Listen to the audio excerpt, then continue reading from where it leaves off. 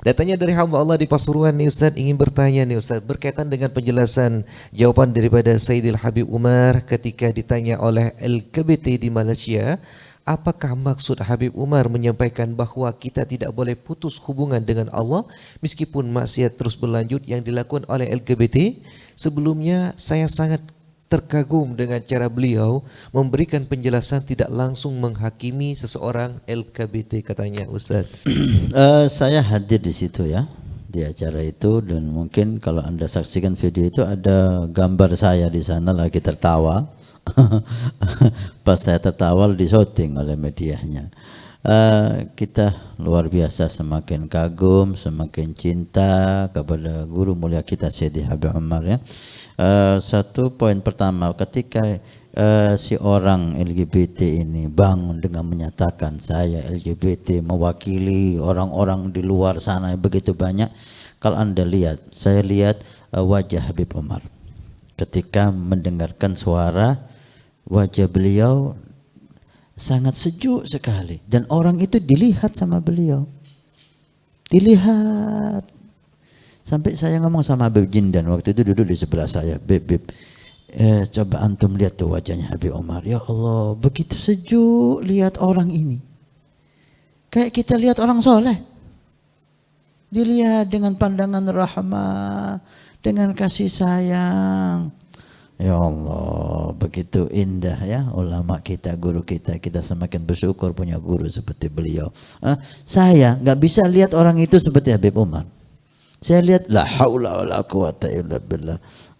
Mungkin kekotoran hati saya. Allah Habib Umar lihat ini orang ingin baik. Ini orang ingin baik. Datang ke majelisnya Habib Umar. Kalau ke majelis kita mungkin kita suruh duduk di belakang dia. Datang ke majelisnya Habib Umar, kemudian bangun bertanya dengan beraninya. Ini orang baik, niatnya baik. Dia dapat musibah dari Allah seperti itu. Ya. Kita lihat jawaban Habib dan sikap Habib begitu sempurna. Dari pandangannya, ya, dari sejuk wajahnya ketika melihat dan mendengarkan. Kemudian jawaban penuh dengan diplomatis yang sangat indah. Kalau kita teliti jawaban beliau luar biasa. Pertama beliau mulai dengan bergurau karena mic-nya keluar dan hilang, keluar dan hilang. Waktu itu dia ngomong tidak tahu kenapa itu. Kata Habib Umar, mic-nya pun ada sandiwara sama dia ini. Kemudian beliau langsung dengan hukum yang tegas, tapi disampaikan dengan nada yang lembut penuh rahmah. Kalau kita lihat jawaban beliau, dosa itu ada dua, ada dosa kecil, ada dosa besar. Apa artinya ini? Langsung awal kalimat beliau katakan dosa itu ada dua, ada dosa kecil, ada dosa besar. Dosa kecil diampuni dengan sholat, dengan zikir. Dosa besar harus taubat. Apa artinya ini? Taubat tuh kamu. Kan artinya gini, gitulah. Tapi disampaikan dengan lembut. Kemudian beliau katakan, tetaplah kamu berbuat baik apa yang kau lakukan. Lihat, Habib Umar mengatakan, jaga sholat jamaah, jaga sholat 5 waktu, kalau bisa berjamaah, kalau bisa idrak takbiratul ihram sama imam. Allahu Akbar. Saya ngomong sama Bijindan, ini omongan untuk santri. Sholat jamaah, takbiratul ihram sama imam. Habib tujukan kepada orang ini. Subhanallah. Kemudian selama Anda bisa birrul walidain, jaga birrul walidain. Anda bisa membantu fakir miskin, jaga, bantu rahmat, membantu orang, bantu. Artinya jangan Anda putus untuk menjadi orang baik di sisi Allah. Jika Anda belum bisa merubah diri Anda, bertobat dari apa yang Anda lakukan, jangan putus semua ini. Dengan harapan semua ini nanti akan menyelamatkan Anda. Artinya apa? Akhir hayat Anda akan tobat, menjadi orang saleh dan husnul khatimah. Ini artinya beliau memberikan satu cerita. Cerita ada perampok dalam cerita beliau, Ada perampok yang ketua rampok kerjanya siang malam merampok ini dosa besar, merampok. Suatu saat dia merampok, kemudian ada satu orang yang dirampok itu izin untuk mengambil barang yang gak berharga bagi perampok tapi berharga bagi dia. Maka oleh perampok itu dibawalah orang ini ke kepala rampok. Di depan kepala rampok itu dia ada hajat saya yang diambil oleh bawahan kamu, itu nggak berarti bagi kamu tapi itu berarti bagi saya mau ngambil lagi. Di saat itu ketua rampok ada yang khidmah nggak beli kopi. Ketika sampai ke ketua rampok itu, ketua rampok mengatakan saya lagi puasa sunnah. Si orang ini yang dirampok ini heran, hah? Kamu menjaga puasa sunnah? Iya. Kerjaanmu merampok, tapi kamu puasa sunnah? Iya. Kok aneh kamu ini? Lu ada apa kamu ngerampok? Kalau kamu menjaga puasa sunnah, ingin pahala, ingin ridhonya Allah. Kalau ini pekerjaan tidak bisa saya tinggal masih, tapi saya nggak mau memutus tali antara saya sama Allah. Saya berusaha menyambung tali saya sama Allah walaupun dengan puasa ini. Harapan saya tali ini yang akan menyelamatkan saya nanti. Benar. Beberapa tahun kemudian orang yang tanya itu ditakdirkan haji oleh Allah.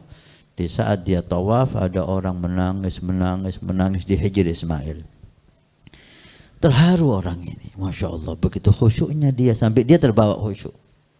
Ketika dipandang wajahnya, kok ingat wajah ini? Ternyata dia ketua rampok itu. Dia tegur, ingat kamu sama saya? Enggak, saya harta yang kamu rampok. Oh iya. Kok bisa kamu sekarang seperti ini? Puasa yang saya sambung itu, yang gak saya lepas, itu yang membuat saya tobat sama Allah.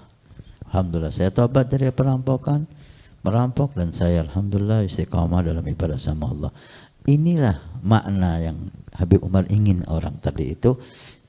Ketika Anda berbuat dosa besar ini, Anda tetap menjalin kebaikan, birrul walidain, sholat 5 waktu, berjamaah, takbiratul ihram, bakti sama orang tua, menyantuni anak yatim, fakir miskin. Harapannya semua amal soleh ini membuat Anda bertobat di akhir hidup Anda. Tentang surga dan neraka, karena dia tanya, saya ini divonis banyak orang di neraka Habib. Enggak bisa dia memvonis seseorang. Surga dan neraka itu hak Allah subhanahu wa ta'ala, dan tergantung kepada husnul khatimah atau su'ul khatimah. Mungkin sekarang dosa besar yang dilakukan, akhir hidupnya mungkin menjadi tobat dan orang soleh berapa banyak. Subhanallah. Habib tidak membawa hadis yang mengecam la'anallah, Allah melaknat al-mutasyabbihin birrijal, yang melaknat orang laki menyerupai perempuan. Itu kalimat membuat nafsu itu lari. Jawaban yang tegas dibungkus dengan lembut oleh Habib Umar begitu indah. Dan esoknya saya dengar, saya nggak tahu sendiri, esoknya saya waktu itu capek karena acaranya hanya acara tertutup, berkunjung ke satu pondok yang tidak disebarkan, sehingga kita pilih istirahat karena payah, capek. Orang LGBT ini hadir di situ, nonton lihat Habib Umar dari luar. Artinya jawaban Habib Umar kepada dia berkesan sama dia, sehingga dia ngikuti Habib Umar kemana Habib Umar pergi. Sebab ini dakwah ya ikhwan. Ini pelajaran bagi saya dan kepada para alumni Darul Mustafa dan pencinta Habib Umar, dan kepada para dai. Inilah dakwah. Inilah dakwah.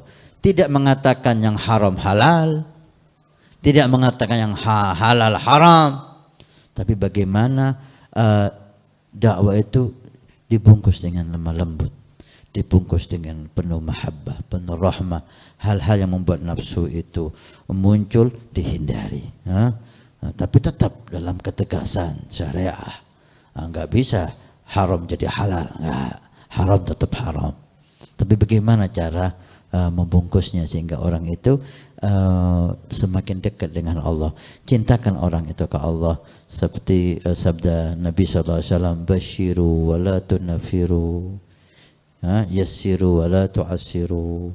Beri kabar gembira orang itu, jangan kamu buat orang itu takut dan lari dari agama. Ala kulli hal, alhamdulillah, ini menutup perjumpaan kita. Mudah-mudahan guru mulia kita meridhoi kita ya. Saya banyak belajar lagi. Kadang-kadang kita terbawa emosi, ada nafas ya. Nafsu kita ini masih menguasai diri kita dalam beberapa hal ya, sehingga kita istighfar, astagfirullahaladzim. Kalau udah ada nafsu itu jawaban itu nggak bagus. Dan saya akui beberapa jawaban kita ini dalam acara semacam ini kadang-kadang kita tumbuh nafsu dan kita sadar itu, dan kita istighfar, astagfirullah. Kita berusaha. Alhamdulillah kita punya guru seperti beliau. Alhamdulillah, mudah-mudahan Allah beliau mengakui kita menjadi santrinya. Amin. Dan kita ingin selalu bersama beliau. Dakwah yang indah, yang sejuk, yang membawa kedamaian, membawa keamanan, membawa ketentraman. Maka beliau orang figur yang dicintai oleh ulama, dicintai umara, dicintai muslimin, dicintai aulia. Kita lihat bagaimana Syekh Ali Jum'ah yang terkenal orang saleh, kubar ulama di Mesir, menghormati dan mencintai Habib Umar.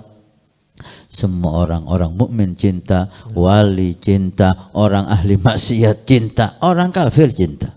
Subhanallah, ini manusia seperti Allah ciptakan untuk rahmah ya, seperti kakeknya Sayyidina Syekh Abu Bakar bin Salim, hati yang penuh rahmah kepada orang, ingin semua orang baik, ingin semua orang masuk surga. Mudah-mudahan Allah mendapatkan keberkahan kita berkat beliau, amin ya rabbal alamin. Acara ini TV Al-Wafa Tarim, Ahwal Mustafa, Pondok Pesantren Nurul Iman, dan semua kegiatan kita dari awal sampai akhir kita nisbahkan kepada guru mulia kita Habib Umar.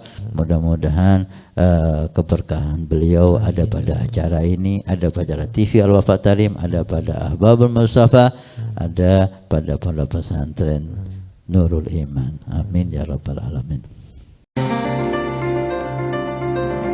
Nabi bersabda, "Man bana masjidan banallahu baitan fil jannah." Siapa yang ikut membangun masjid, maka Allah akan membangunkan rumah di surga. Pondok Pesantren Nurul Iman akan membangun masjid 2 lantai plus aula.